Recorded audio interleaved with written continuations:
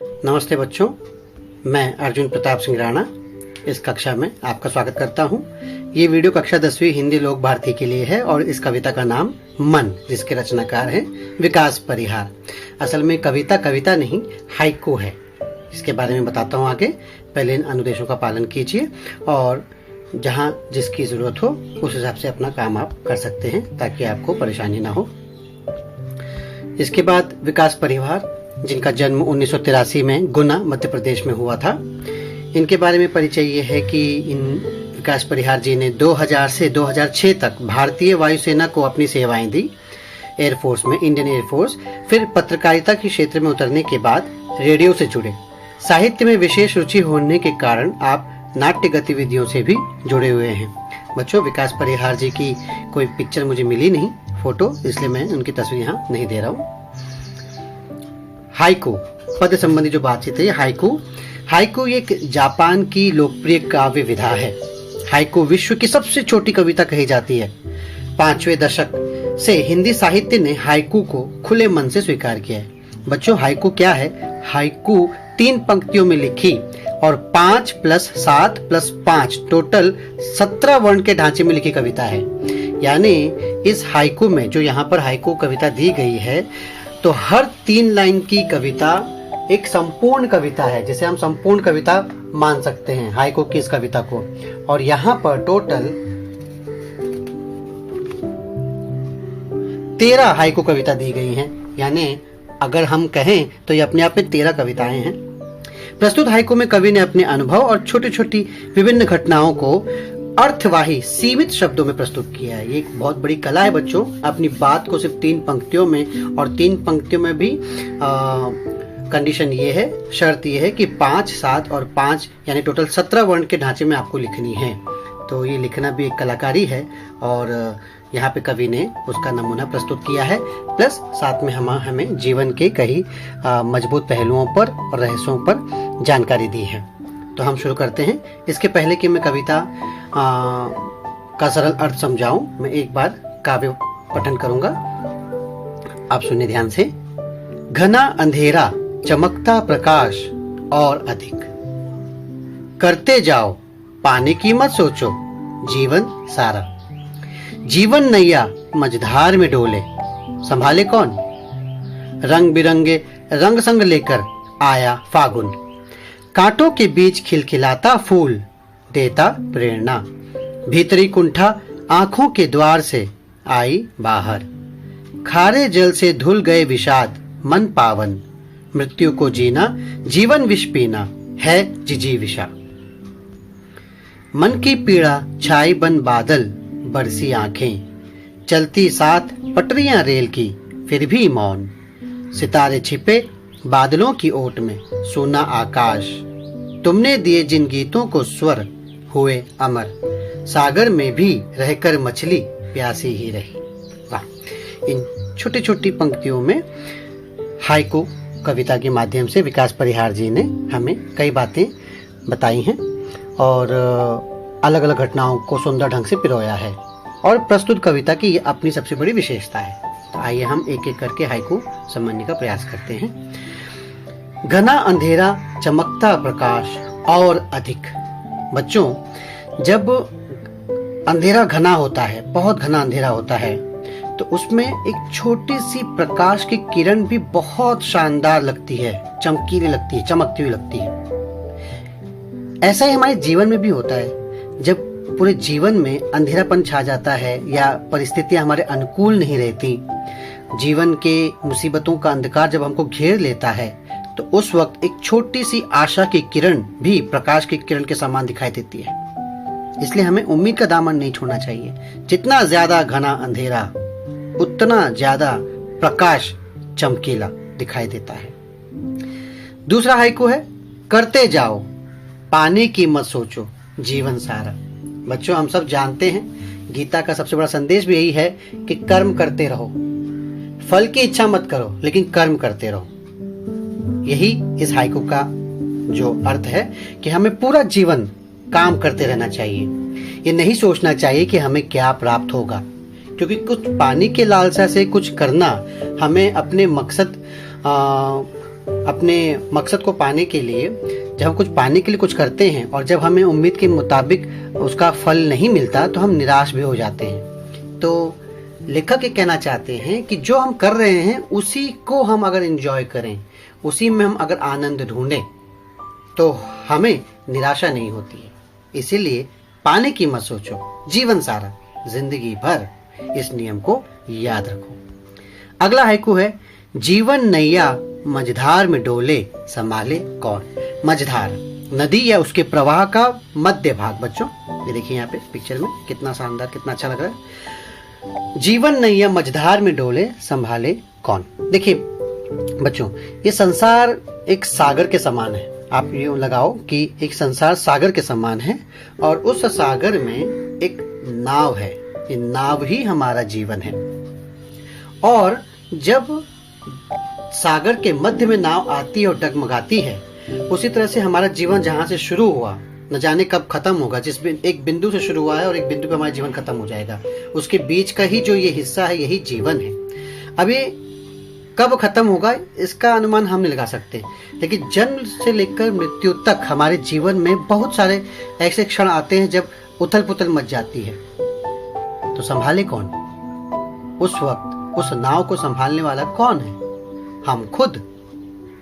हम ही हैं जो उस मझधार की डोलती नैया को पार लगा सकते हैं। भगवान के आशीर्वाद, उनकी सहायता से और अपनी जिजीविषा से, अपनी इच्छा से, अपने परिश्रम से हम अपने सागर रूपी संसार रूपी सागर में अपनी जीवन रूपी नैया को पार लगा सकते हैं। अगला है, रंग बिरंगे रंग संग लेकर आया फागुन। बच्चों, फागुन हिंदी पंचांग का अंतिम महीना माना जाता है। फरवरी का आधा महीना और मार्च का आधा महीना कुछ इस तरह से होता है फागुन का महीना। तो इसी महीने में आप जानते हैं कि बसंत का मौसम होता है, चारों तरफ हरियाली छा जाती है, स्प्रिंग का मौसम जिसे हम कहते हैं स्प्रिंग, तो उमंग का माहौल रहता है। तो रंग बिरंगे रंग संग लेकर आया फागुन, मतलब ये वर्ष का अंत तो है ही, इसे हम अंतिम महीना मान सकते हैं। और यही अंतिम महीना हमारे लिए स्प्रिंग का मौसम, बसंत का मौसम लेकर आता है। तो खुशियों से हम झूम जाते हैं और हम चिंताओं परेशानियों को भूल कर हमें बसंत ऋतु का आनंद लेना चाहिए और आने वाले नए वर्ष का स्वागत करना चाहिए। आने वाले वर्ष में जब आपको पता है गुड़ी पाड़वा आता है तो हम उसे नए वर्ष के रूप में उसका स्वागत करते हैं। तो ये है बसंत का, फागुन का महीना, मौसम, खुशियों का मौसम, खुश रहने का मौसम। अगला है, कांटों के बीच खिलखिलाता फूल देता प्रेरणा। बच्चों देखो कितनी बड़ी बात कही है कि चारों तरफ कांटों से घिरा हुआ है। कांटों को हम समझ सकते हैं जीवन की मुसीबतें, और उसके बीच में है गुलाब का फूल। कांटों के बीच गुलाब का फूल और फिर भी खिलखिला रहा है।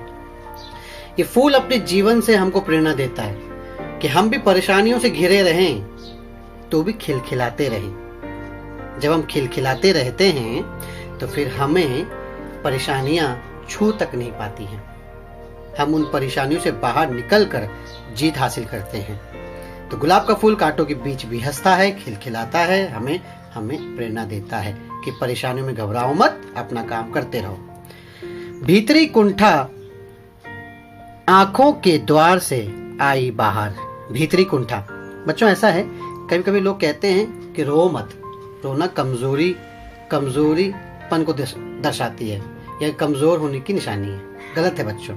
ऐसा है कि जब हम किसी बात को लेकर दुखी होते हैं, जो हमारी मन की कुंठा है, निराशा है, तो वो आंखों के जरिए आंसू बनकर निकलते हैं। ठीक है, तो ये और कुछ नहीं बल्कि हम अपने दुख को बाहर निकालते हैं और इसमें कुछ भी गलत नहीं है। जब हम रोते हैं, जब हमारे आंखों से आंसू निकलते हैं तो हमें दुखी नहीं होना चाहिए, हमें रोना चाहिए, अपने दुखों को दूर करना चाहिए इस तरीके से। अगला है, खारे जल से धुल गए विषाद मन पावन।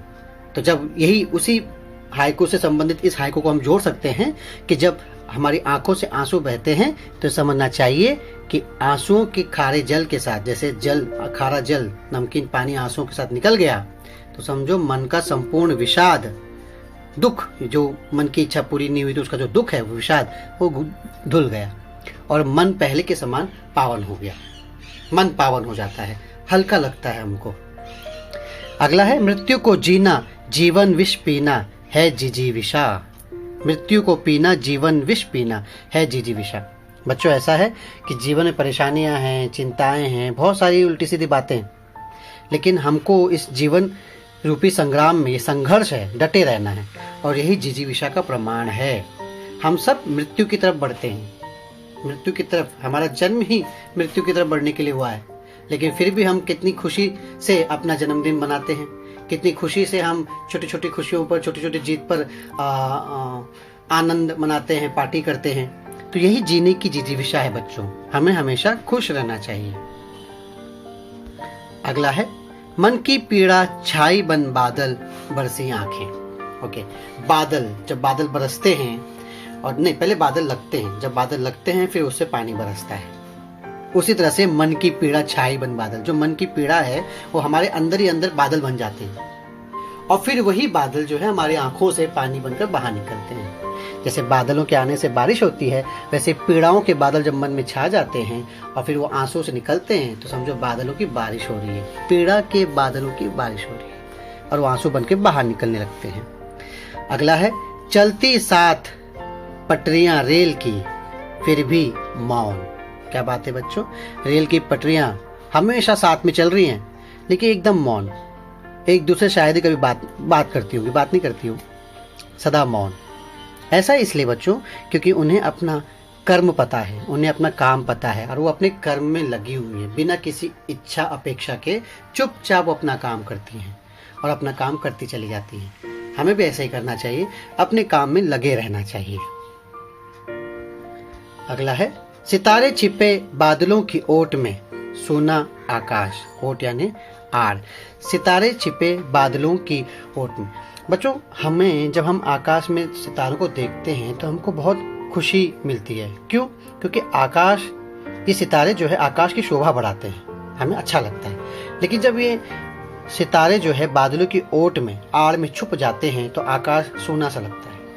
हमारे जीवन में भी कई लोग इस तरह के होते हैं जिनके होने से हमारा जीवन, हम अपने जीवन को अच्छा मानते हैं, अपने जीवन का एक अर्थ मानते हैं, लेकिन जब हमसे बिछड़ जाते हैं तो हम दुखी हो जाते हैं।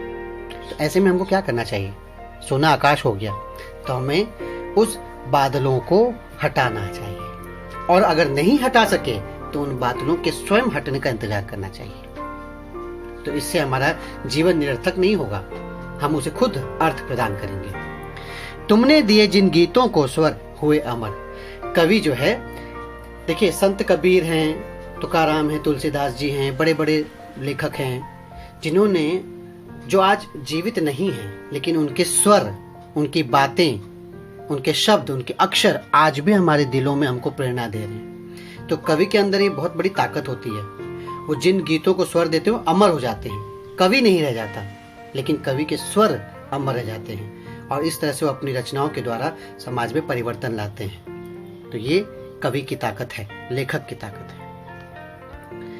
इसके बाद अंतिम हाइकू, सागर में भी रहकर मछली प्यासी ही रही। सागर में भी, बच्चों सागर में इतना पानी है, इतना पानी है, लेकिन वो पानी किस काम का, उसे पी नहीं सकते। सागर में भी रहकर मछली प्यासी ही रही। उसी तरह से ये जीवन है ना, इस जीवन में भी बहुत हमारे अंदर जो है महत्वाकांक्षाएं हैं, इच्छाएं हैं, और ये इच्छाएं कभी पूरी ही नहीं होती हैं। इतना सब कुछ है संसार में पाने के लिए, पाते भी हैं, फिर भी इच्छा पूरी नहीं होती है। तो ये संसार रूपी सागर में रहकर भी हम अपने आप को प्यासा महसूस करते हैं। एक तो ये अर्थ हो सकता है, दूसरा ये भी है कि कोई भी व्यक्ति कितना भी बड़ा हो, सागर जैसा बड़ा हुआ तो क्या हुआ, जैसे फल, जैसे खजूर का पेड़ है ना, पंथी को छाया नहीं और फल ला गया ते दूर। इतना बड़ा होने के बावजूद अगर आपके बड़प्पन का कोई लाभ किसी और को नहीं मिलता, यानी आप किसी जरूरतमंद के काम नहीं आते, तो उस बड़प्पन का होना व्यर्थ है, सागर का होना व्यर्थ है अगर वो मछली की प्यास नहीं बुझा सकती।